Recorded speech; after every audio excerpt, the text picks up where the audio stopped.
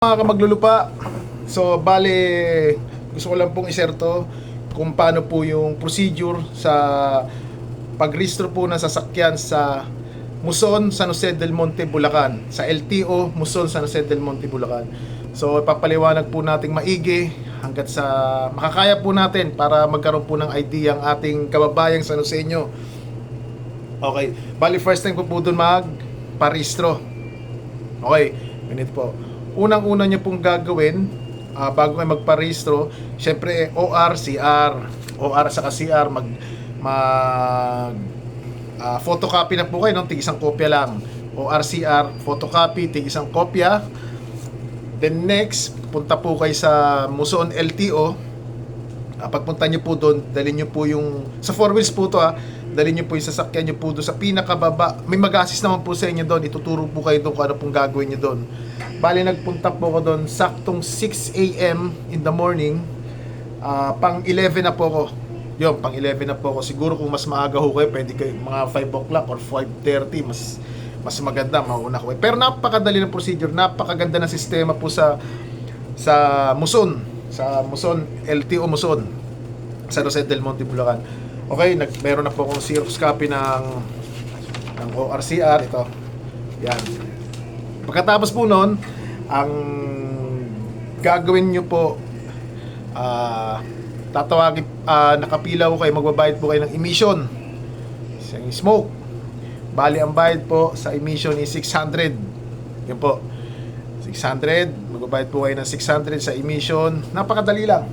Ngayon, pagkatapos nyo po di pala kayo muna, pagkatapos nyo po magpa-emission, pupunta ho kayo sa cashier, hintayin nyo pong tawagin po yung pangalan nyo doon. Okay, saka doon po kayo magbabayad ng 600. Okay, nasa 600 na po tayo. Ngayon, pagkabayad nyo po, aakyat po kayo doon sa taas ng LTO. Pagkaakyat nyo po doon, ito po yung procedure nabago yung procedure nila. Pagkaakyat nyo po doon, pipila ulit kayo, i-schedule po kayo kung kailan po kayo babalik. Yes, kung kailan kayo babalik para sa i-check yung mga ilaw, yung mga by schedule na ho sila eh. Bali, binigyan po ako nito. Yan. Naka-schedule po ako sa August 27, 2025, 11 AM. Yon, nakalagay rito, valid only on the given date. So, kailangan bago mag-11, nandun po kayo. Yun po yung check yung mga ilaw nyo yung mga brake. Yon, ganun po. Okay. Tapos, tinanong ko po doon sa babae, doon kay ma'am na, ma'am, bukod po doon sa 600, ano pa po ba yung mga babayaran ko at saka yung mga, magkano pa yung aabutin na babayaran ko? Yon. Ang sabi niya sa akin is, kung magkano yung binayaran ko nung nakaraan, ang binayaran ko nung nakaraan is 2,310. Yun daw ang babayaran ko. So 600 plus 2,310 equals 2,910. Lahat ang babayaran ko sa SUV Toyota Rush. Yan. At syempre, may nakalimutan pala ako. Bukod sa ORCR, syempre, pagdadala kayo ng insurance. May insurance na doon. Ang insurance doon is merong insurance sa 1,000 yung TPL. Okay? Yun, yung tatlo pala na yung dadalhin nyo. Insurance, ORCR. Yun. Tapos, yun po. Bali, una kong binayaran yung emission is 600. Tapos, kung magkano yung binayaran, tingnan nyo yung resibo nyo, yung binayaran nyo nung nakarang taon, yun ang babayaran nyo. Bali, ang binayaran 2,310. Bali, lahat sa sasakyan na SUV Toyota Rush, ang babayaran mo is 2,910. Lahat na yun, wala nang hidden charges. Bali, nagtanong na ako sa kanya, sa babae, wag lang mapaso wag lang paso yung ano nyo, kasi updated naman ako eh. Tapos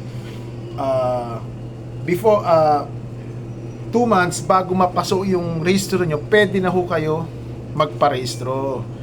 Yun, sabi ni So, kung may mga tanong, siguro, yun na po. Kung may mga tanong po siguro kayo, i-comment nyo lang po doon. Baka may mga nakalimutan pa ho ko. Sasagutin ko po yan. So, ulitin po natin. Review tayo.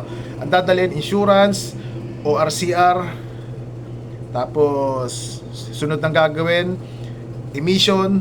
Pagkatapos ng emission, hintay tawagin yung pangalan para magbayad ng 600. Pag nakapagbayad ng 600, akyat sa taas. Pagkaakyat sa taas, bibigyan kayo ng schedule. Ito. Yan, ito binigay sa akin, schedule. Tapos babalik kayo sa mismong araw na to, kung kailan yung binigay schedule sa inyo. Tapos i-check yung mga ilaw, yung mga brakes, yung mga ano, kung ano ning i-check nila dyan. So, ang babayaran nyo doon, kung magkano yung binayaran nyo nakaraang taon yun, yung binayaran nyo nakaraang taon doon sa OR nyo, yun din ang babayaran niya ngayong itong taon na to. Yun.